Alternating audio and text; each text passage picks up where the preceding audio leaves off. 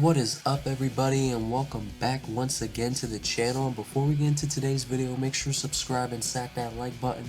Our new goal by the end of the year is to get to 350 subscribers.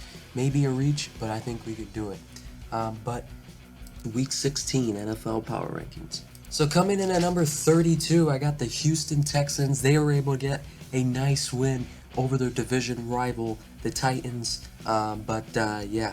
Coming in at number 31, I got the Bears. They were able to keep it close with the Bills for a while, but ultimately got destroyed. Coming in at number 30, I have the Cardinals, who, I'll get more into this game once I get to the Bucks, but, Cardinals really had an opportunity to win here, could not get it done.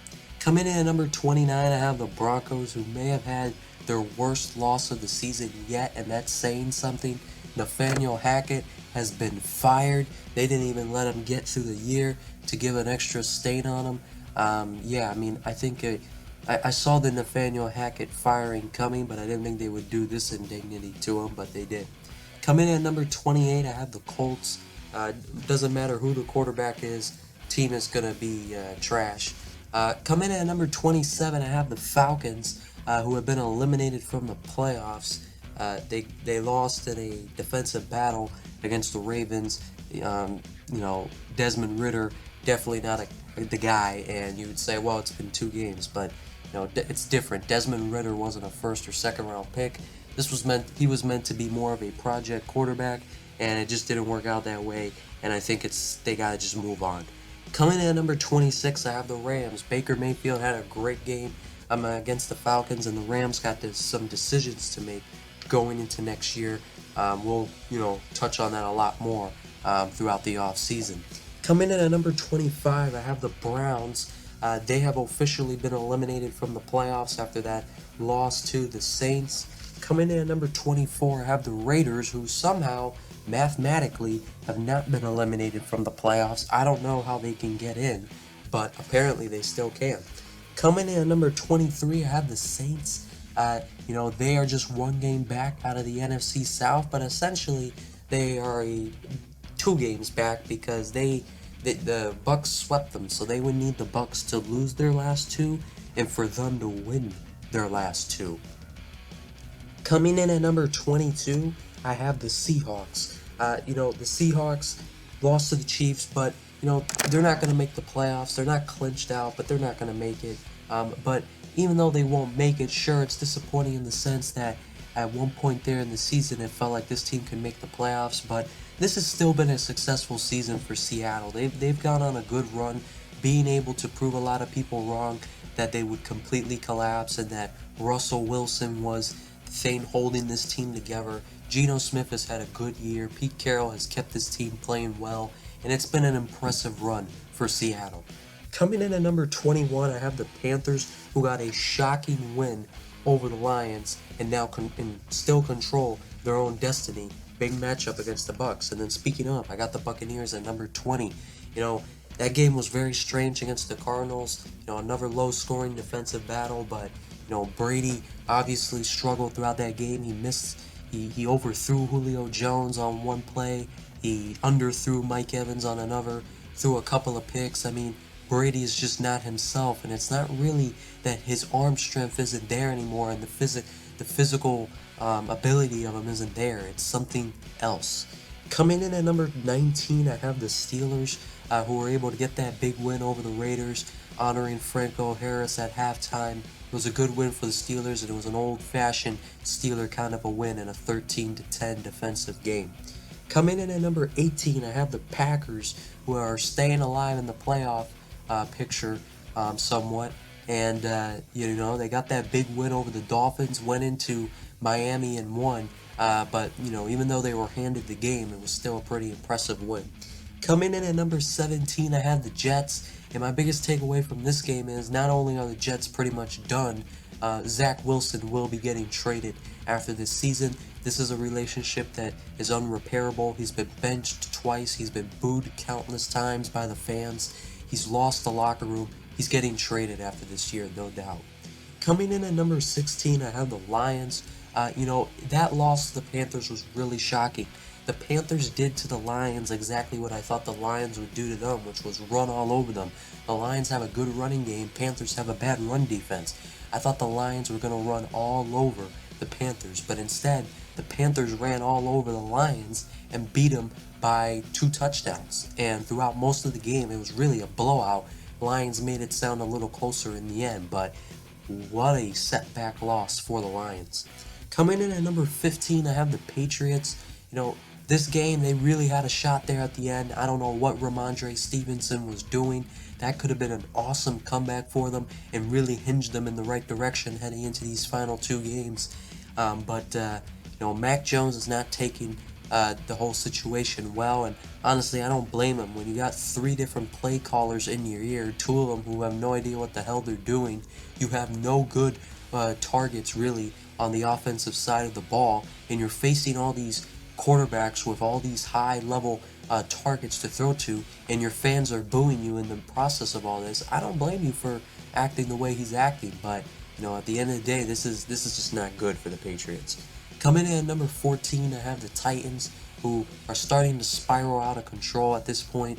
They've lost 5 in a row, and they just lost to the Texans at home, and now they, this upcoming week against the Jags, against the Cowboys, actually doesn't matter. They can lose that game, and the Jags win their game and still win the division if they beat the Jags the following week, I believe. But obviously, you still want to win it so you could finish with a winning record and build some momentum heading into that big matchup. Then coming in at number 13, I have the Jaguars, who are starting to play really well at the right time. Their defense looked really good against the Jets, and they're gonna need to play good defense in these final 2 games to get into the playoffs. And then coming in at number 12, I have the Commanders, who a quarterback controversy has kind of started there between Taylor Heineke and Carson Wentz. I think either way you cut it, neither one of these guys is gonna win them a playoff game, but they still have an opportunity to get in if they win their final 2. Coming in at number 11, I have the Dolphins, another team that is starting to spiral out of control. They have now lost 4 in a row, Tua really played terrible in that 4th quarter. There's no way around it. He threw 3 picks, and 2 of them were really, really just bad. And I don't know what he was looking at. He does have a concussion apparently now, and that could explain that if he was playing through a concussion in that moment, he had no idea what he was looking at. But who knows? Teddy Bridgewater is gonna start this week most likely, because I don't think Tua's gonna be. I don't think Tua may play again this season, to be honest. And he shouldn't. Not because he's not good. I think he gives them the best chance to win, and I still believe in him. But a 3rd concussion this year, he should not come back for the health and safety of him. Coming in at number 10, I have the Giants. They were able to hang in there with those Vikings and almost had a chance to win it, but ultimately some drop passes really killed them. That receiving core is terrible. I don't know how the Giants did it, man. They had one of the, I think, in my opinion, they had a top 10 receiving core in the NFL entering the year. They had Kenny Galladay, they had Sterling Shepard, they had Kadarius Toney, they had Wan'Dale Robinson. They had 4 really solid receivers, and they managed to not have any of the 4 of them anymore. Kenny Galladay, they've kind of phased him out of the offense. They basically have benched him and an injury for him. It's just not, he's not involved at all. Sterling Shepard, he's out for the year with an injury. That's fair. They traded Kadarius Toney away to the Chiefs for practically nothing, and then Wan'Dale Robinson out for the year. So a combination of just mismanaging and injuries has ruined this receiving core, and I think that's what's really holding this offense back from going to another level. And it cost them in this game against the Vikings. Coming in at number 9, I have the Ravens, who were able to get a hard-fought win against the Falcons. You may be concerned of how much they struggled with the Falcons, but regardless, it was with their backup quarterback, Tyler Huntley. And, there seems to be this narrative out there that Tyler Huntley is a good starting quarterback. He's not. He is not a good starting quarterback. I don't even know if he's a good backup. And the fact that he got voted as an alternative for the Pro Bowl is hilarious. It just shows how the Pro Bowl is a popularity contest, but anyway, the Ravens are going to need Lamar back as soon as possible to be able to win the AFC North, excuse me. Coming in at number 8, I have the Chargers, and they've clinched the playoff spot. And what really scares me about this Charger team, and I think this should scare the whole AFC, is that their defense the last few weeks is playing lockdown. They shut down the Dolphins, then they shut down the Titans, and obviously it doesn't say much shutting down the Colts, but they held them to 3 points only. When you hold anyone to 3 points, that's pretty impressive. That defense is starting to play to the potential it was meant to be at the beginning of the year, and to add to this, that running game was starting to come to life there in the fourth quarter against the Colts. If this team's defense steps up the way it's been playing and the run game gets going, this team is going to be so dangerous in the playoffs, and it won't matter who they're playing. They can beat anybody if that's happening. Coming in at number 7, I have the Bengals. They left a lot of points on the table in the first half of that game, missed a couple of extra points, a couple of conversions, and they missed a field goal, or not missed a field goal, they were at the 1-yard line and then had to settle for a field goal, Burrow threw a pick.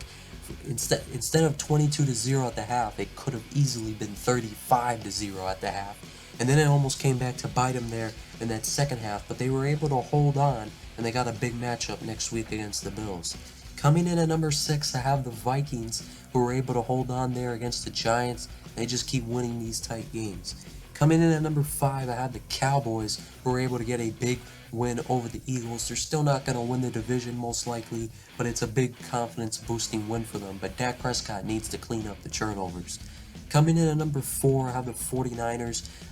Their offense was rolling in this game against the Commanders. There's just so many weapons on this team. This team is looking very good.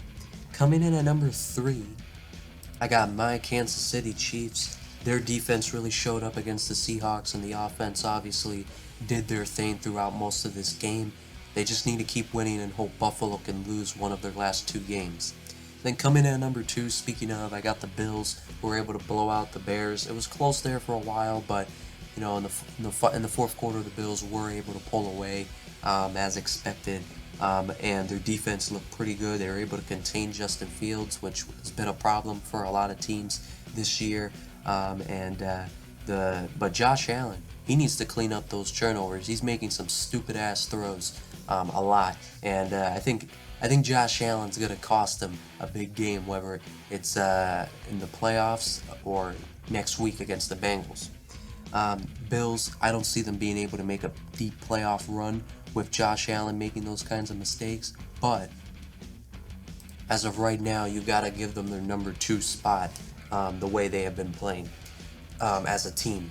And then coming in at number 1, I still have the Eagles. Look, I don't think the Eagles deserve to get knocked off at number 1 after one loss to a divisional rival in a very close game that could have gone either way with their backup quarterback.